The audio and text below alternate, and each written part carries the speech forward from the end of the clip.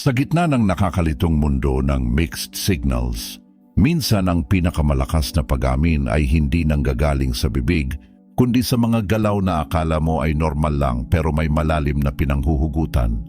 Pagod ka na bang mag-isip kung crush ka rin ba ng crush mo o baka naman assuming ka lang? Alam mo ba na sa psychology, ang utak ng tao ay may mga unconscious leaks, mga galaw na hindi natin makontrol kapag gusto natin ang isang tao. Kung gusto mong malaman kung matagal ka na palang hinihintay ng taong lihim mong minamahal, panoorin mo to hanggang dulo. Dahil ang sign number 5 ang magpapatunay na hindi lang ito basta paghanga, ito ay matinding atraksyon na pilit lang niyang itinatago. Handa ka na bang basahin ang isip niya?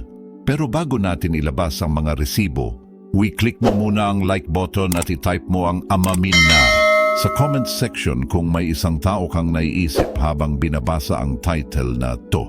Huwag mo ring kalimutang mag-subscribe para lagi kang updated sa ating mga diskarteng usapan na magpapatibay sa iyong love life. Game? Simulan na natin! Ito na ang 5 senyales. Una, the hypermemory effect.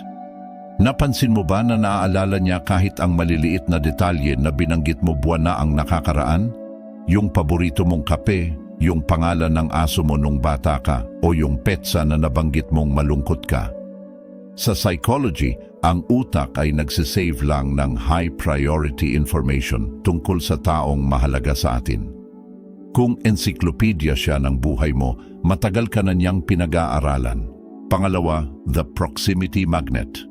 Sa kahit anong okasyon o group hangout, lagi siyang napapadpad sa tabi mo.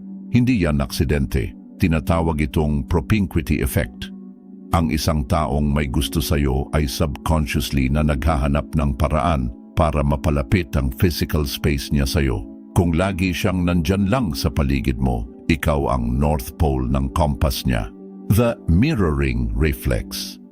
Pansinin mo ang galaw niya habang magkausap kayo. Kapag uminom ka, iinom din ba siya? Kapag tumawa ka, sasabay ba siya? Pangatlo, ang mirroring ay isang psychological sign ng matinding rapport at emosyonal na connection.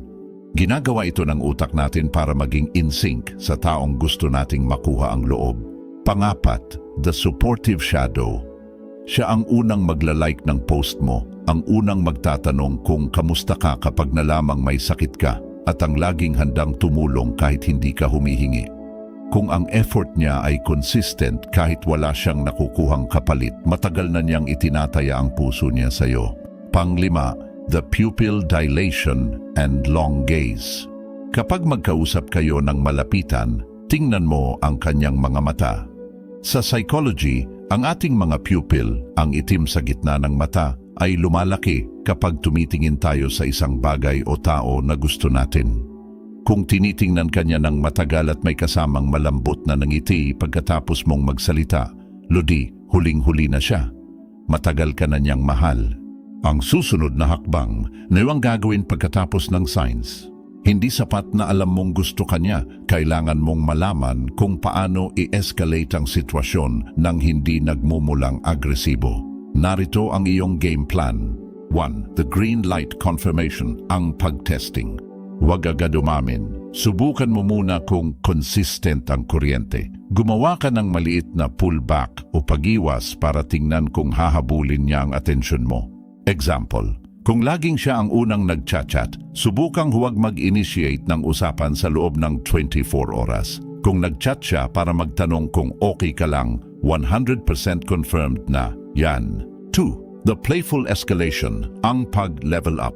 Dahil alam mo nang may gusto siya sa'yo, maaari mo nang dagdagan ang tamis ng inyong usapan mula sa friendly patungo sa flirty.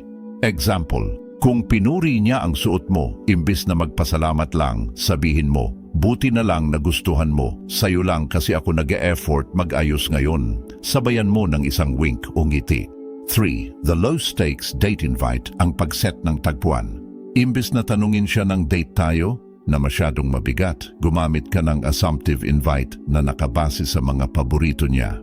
Example, naalala ko yung sinabi mo na mahilig ka sa kape na hindi masyadong matamis. May nahanap akong shop malapit dito, samahan mo ako bukas, 5 p.m. No excuses.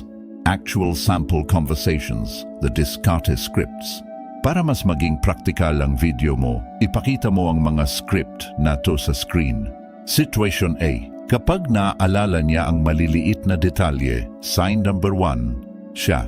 Di ba ito yung chocolate na sabi mo nung nakaraang buwan na gusto mong matikman? Nakita ko sa mall, naalala kita. Ikaw, the move. Aba, ang talas ng memorya mo pagdating sa akin ha.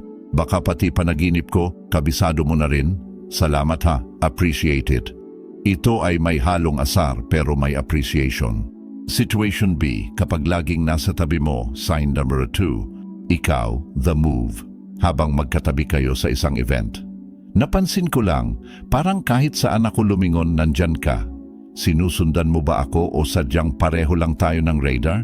Siya malamang tatawa o mahihiya. Ikaw, okay lang, safe ka naman sa akin. Mas gusto ko rin naman na ikaw ang katabi ko kaysa sa iba. Situation C, kapag nag-mirror siya sa galaw mo, sign 3. Ikaw, the move. Bigla kang tumigil sa pagkilos tapos titingnan mo siya. Wait, napansin ko, sabay tayong uminom. Soulmate ba tayo sa past life o gusto mo lang talagang sabayan ang bawat galaw ko? Sabayan mo ng tawa para maging light ang mood. Tandaan mo, Lodi, ang signs ay pintuan lang pero ikaw ang kailangang kumatok. Huwag mong hayaang mapanis ang pagkakataon dahil lang sa takot kang mabasted. Ang taong may diskarte, alam kung kailan hihinto at kailan susulong.